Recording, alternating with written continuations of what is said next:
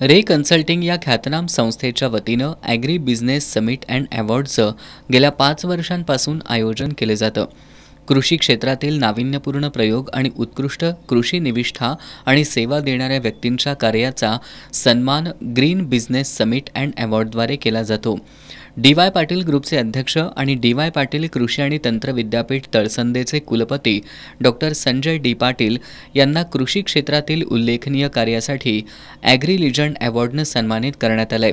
भारत सरकारच्या कृषी मंत्रालयाचे कृषी आणि शेतकरी कल्याण विभाग आयुक्त डॉक्टर पी.के. सिंग यांच्या हस्ते डॉक्टर संजय पाटील यांनी हा पुरस्कार स्वीकारला। यावेळी डी.वाय. पाटील कृषी आणि अभियांत्रिकी महाविद्यालयाचे प्राचार्य डॉक्टर एस.बी. पाटील, प्रताप महाले यांच्यासह मान्यवर उपस्थित होते।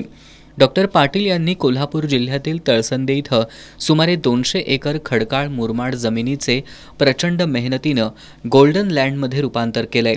या ठिकाणी शेतीतील विविध प्रयोग डॉक्टर पाटील यांनी यशस्वीपणे राबवलेत। विविध प्रकारची फळं आणि भाजीपाला यांचं उत्पादन घेतलं जातं।